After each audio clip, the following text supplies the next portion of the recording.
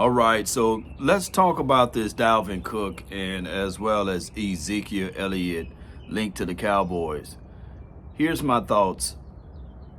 If I had a choice between Dalvin Cook and Ezekiel Elliott, if I had the choice, man, give me Ezekiel Elliott. I get it. Dalvin Cook in the last 3 years probably had a little bit more explosive running style and technique, but at this time I look at Dalvin Cook like, hey man, he left us, man. He left us. And I don't like to go for sloppy seconds. No way. When we needed him last year, he chose to go to the Baltimore Ravens. And hey, I get it. He chose to go to the Baltimore Ravens. Now, Ezekiel Elliott, we already paying the man $6 million. And the last time he had the silver and blue at the starting side of the helmet, he had 12 touchdowns for us. And he was that hammer that we needed, even last year.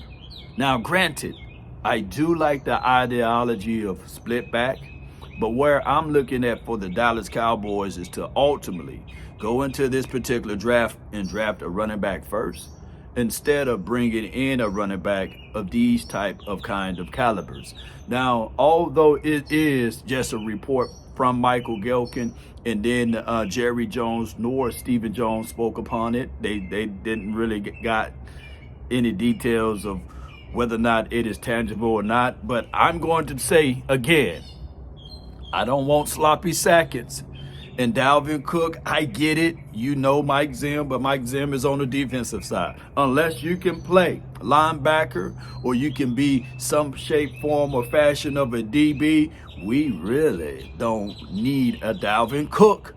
Granted, I don't want sloppy seconds. And on top of that, some people will settle for sloppy seconds, but that's a whole nother conversation.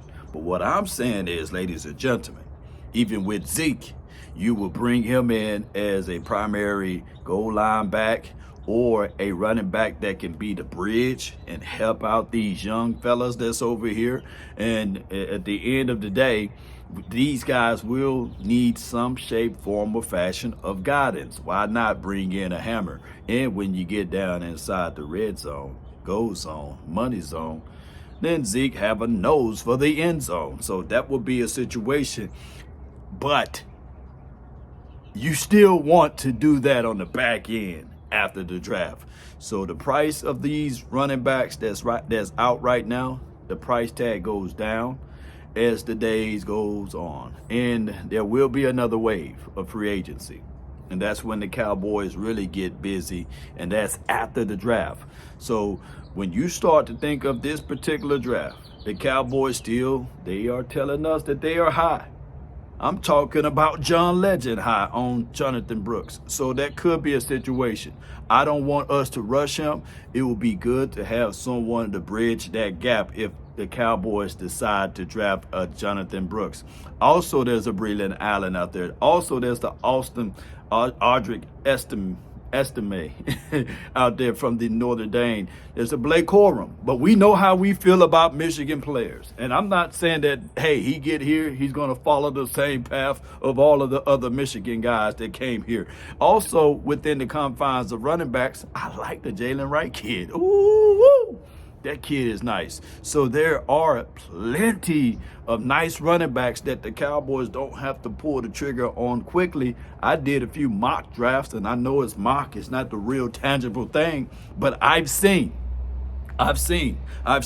Trey Benson in the third round where you can really don't have to rush and get that dynamic running back, or in the later rounds you can get the Frank Gore Jr. bloodline for your mind. You know how I feel about that, ladies and gentlemen. So you don't really have to rush now to go grab that running back before the draft, because of the fact that all of the premium stuff that you really wanted gone and dried up. So you're going to have to just sit back, wait, sip on your libation, and go get that running back afterwards, after the draft. So that's how I'm looking at it, ladies and gentlemen, boys and girls around the globe. So the Dallas Cowboys also when we think of what they do and what they like to do, this is what they always been doing. They will not change their minds. They will not change their minds on their approach during the off season. They still take vacations. They still don't have that sense of urgency. They get busy after the draft. And so far in their mind, they're looking at it like, hey, 12-5, 12-5, 12-5. Even Jerry Wayne Jones said, hey, I don't think of all of the past. I only think of the last few years. I'm like, dude, you got to include all of the past. But that's a whole nother conversation on a whole different beautiful day. Ladies and gentlemen, all I can say is with Dalvin Cook as well as Ezekiel Elliott, if I had a choice, bring back Zeke. 21 is still available now since we didn't sign Stephon Gilmore yet. So you can give the brother 21 again, so people won't have to go buy different jerseys. But I'm quite thinking that the Cowboys, from a jersey sake, they would want Zeke in a different jersey so people can buy more and more jerseys, man. Oh, my goodness, man. Just thinking about the Cowboys and how they operate, boy, you would think that it's the players' fault outside of the Joneses. That's a whole nother conversation. But I will say this, too. Let me know how you guys feel. Would you like to have Zeke back, Dalvin Cook, or someone else that's out there on the free agent market? Y'all let me know, Cowboy Nation. Also, post me your thoughts and concerns about this team heading into the 2024 season. I got some more details that I'm going to tell you guys about next time we live or such. That's been my time. I really thank you all for yours. And remember, you're listening to nothing but the best. Let's go, baby. Let's get it. Salute. We out.